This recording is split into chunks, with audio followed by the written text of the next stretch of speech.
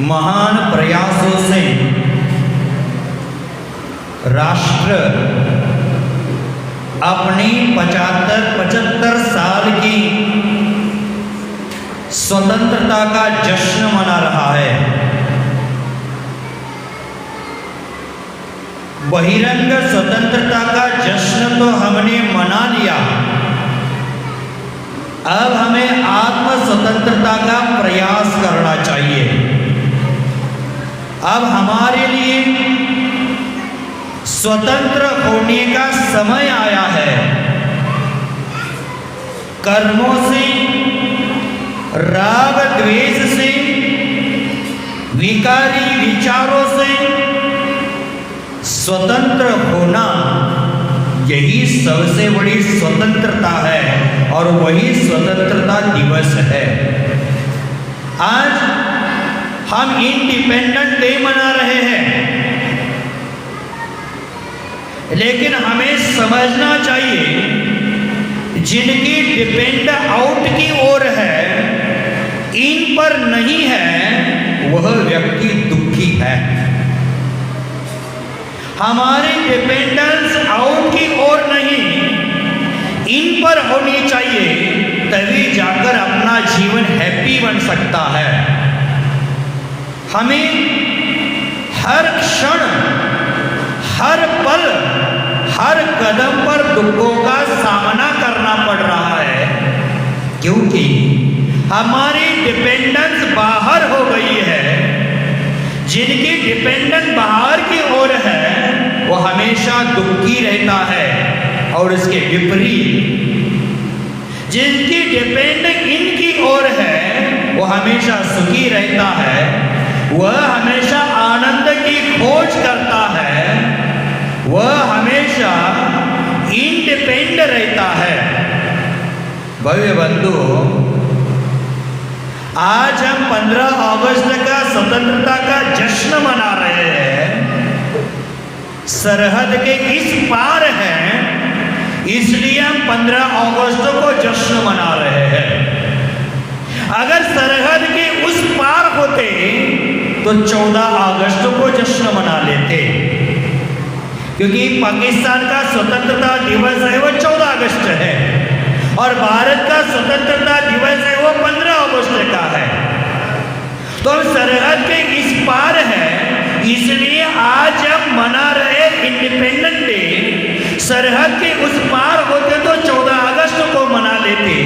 अगर हम अमेरिका राष्ट्र में उत्पन्न हो जाते तो 14 जुलाई को मना लेते। अगर हम कनाडा में उत्पन्न हो जाते तो 1 जुलाई को मना लेते।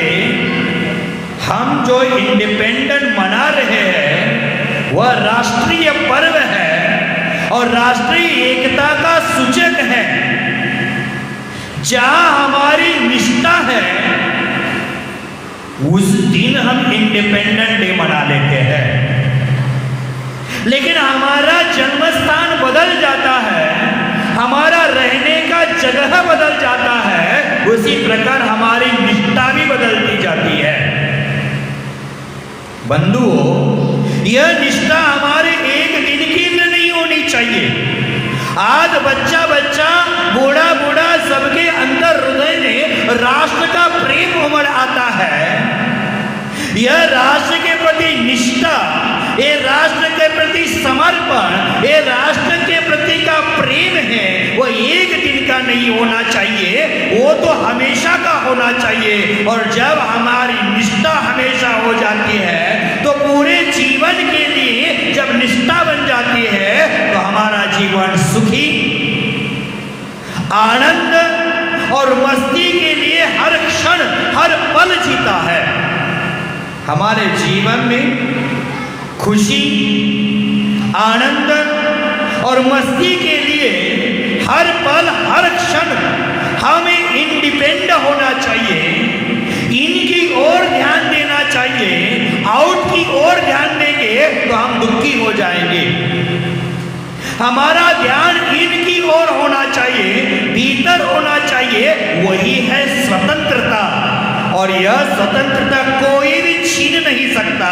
कोई राष्ट्र, कोई प्रशासन, कोई विदेशी, कोई भी हमारी ये स्वतंत्रता कभी त्रिकाल में छीन नहीं सकता है। भव्य बंधुओं, हमें अपने जीवन में स्वतंत्रता की ओर बढ़ना है और स्वतंत्रता की ओर बढ़ने के लिए हमारे लिए 4 कदम, 4 प्रयास और 4 सूत्रों के बारे में आज मैं व्याख्यान करूंगा। भव्य बंधुओं, स्वतंत्रता के 4 कदम में पहला कदम है अपने जीवन में सद्गुरु की खोज करना है। सद्गुरु की खोज हम करते हैं और सद्गुरु के माध्यम से ही हम अपने स्वरूप की खोज कर सकते हैं। अपने स्वरूप की खोज करने के लिए अपने जीवन में सद्गुरु का होना आवश्यक है।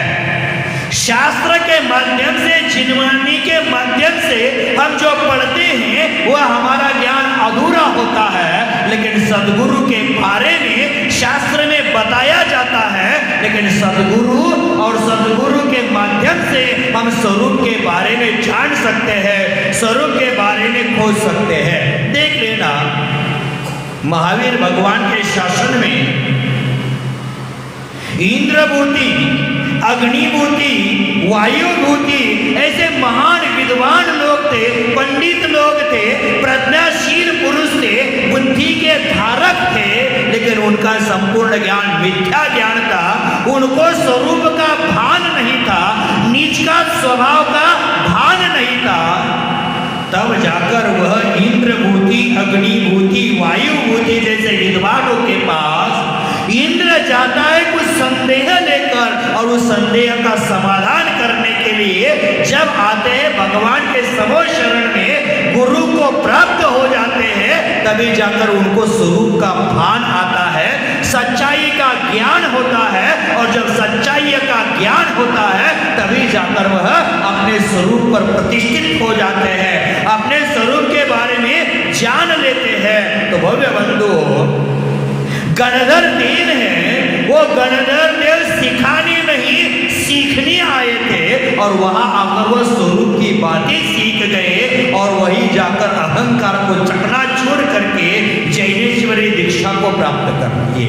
भव्य बंधु, गुरु होते हैं, उस गुरुओं के माध्यम से ही हमारे जीवन में सही अर्थों में बोध हो जाता है, हम अपनी आत्मा का शोध कर सकते हैं। इसलिए अपने जीवन में सद्गुरु की खोज करना आवश्यक है।